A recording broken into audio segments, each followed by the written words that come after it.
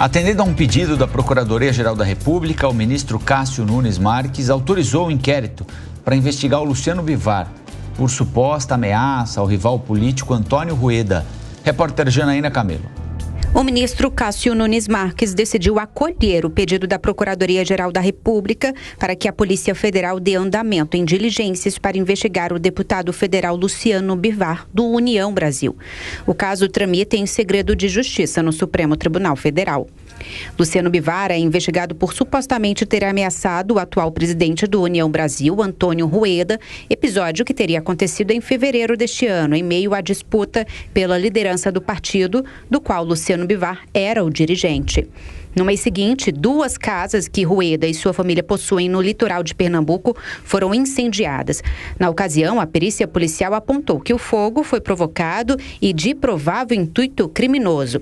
E a defesa de Antônio Rueda entrou com representação na Polícia Civil do Distrito Federal com o argumento de que há uma pluralidade de indícios que ligam Luciano Bivar ao incêndio, ainda que não se possa afirmar solenemente a autoria do deputado no caso. Por se tratar de um deputado federal em exercício, o caso foi levado para o Supremo Tribunal Federal. Com a decisão do ministro Cássio Nunes Marques de aceitar o pedido da PGR pela abertura de inquérito, a Polícia Federal tem agora o prazo de 60 dias para concluir as diligências e apresentar um relatório final. O documento vai servir para que a PGR decida se apresenta denúncia. Neste caso, se o STF aceitar, Luciano Bivar vira réu na Suprema Corte. Procurada, a defesa do parlamentar e ex-presidente do União Brasil não se manifestou sobre a decisão da abertura do inquérito no STF. Os advogados de Antônio Rueda preferiram não comentar em razão do sigilo.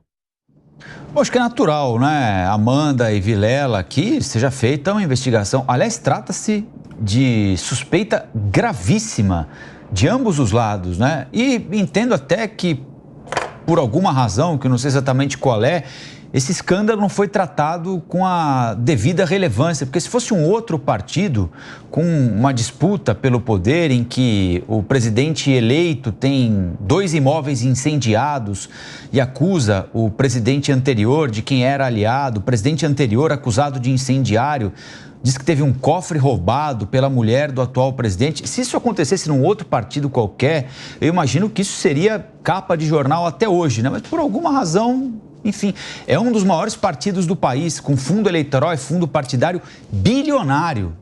Tem mais que investigar mesmo, né? Olha, Colombo, me choca como talvez a gente esteja banalizando na política esse conluio, essa mistura, essa confusão de política com crime organizado, com ares de máfia, né? Esse tipo de ameaça, mandar incendiar a casa do outro, uma suspeição sobre isso. Essa semana, esse espetáculo grotesco de você quase libertar um miliciano notório, acusado de ser o mandante de um dos assassinatos mais cruéis e bárbaros do anedotário político dos últimos anos, das últimas décadas. Quer dizer, faz, sei lá, 60 anos que a gente convivia com o pai do ex-presidente Fernando Collor de Mello, o Arnon de Mello, dando um tiro no colega dentro do Senado, né, e livrando a cara depois disso. E hoje, em pleno século XXI, a gente ainda convive com esse tipo de ameaça que chega às vias de fato. E como a política se confunde hoje, como a política... O crime organizado, e aí extrapolando, né, não obviamente dizendo que um desses desses políticos que a gente está discutindo do União Brasil faça parte de organização criminosa, mas extrapolando um pouco essas fronteiras, como o crime organizado conseguiu se imiscuir na política. A gente teve essa operação contra o PCC aqui em São Paulo, que fazia parte de empresas de ônibus, a suspeita também de que políticos tenham participado desse esquema. No Rio, a gente tem os milicianos que também têm seus tentáculos e sua defesa na política, elegendo vereadores, nomeando secretários, participando de governos e de todos os lados do espectro político, não é de um só, não. Eles têm a defesa, tanto é que a bancada do Rio, no caso do Chiquinho Brazão, se dividiu, 18 deputados votaram a favor da prisão, 18 deputados votaram pela libertação e mais acho que 10 se abstiveram ou estiveram ausentes. Então, quer dizer, é a política fazendo vista grossa e se confundindo com a criminalidade.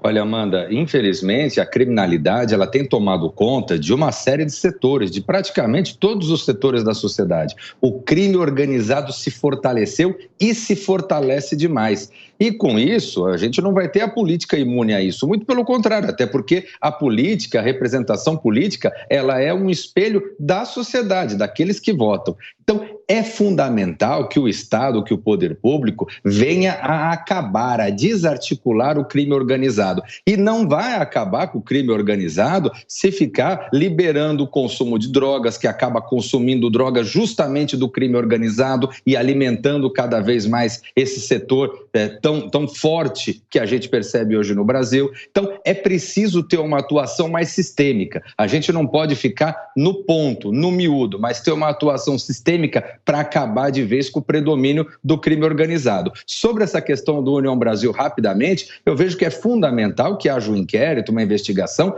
para que a gente deslinde de uma vez essa questão. Não se pode pairar dúvidas em relação a uma disputa política tão graúda como essa. Uma disputa de dois caciques, presidente, o ex-presidente, o presidente atual de um grande partido como União Brasil, porque realmente senão o país fica um faroeste, fica uma terra sem lei.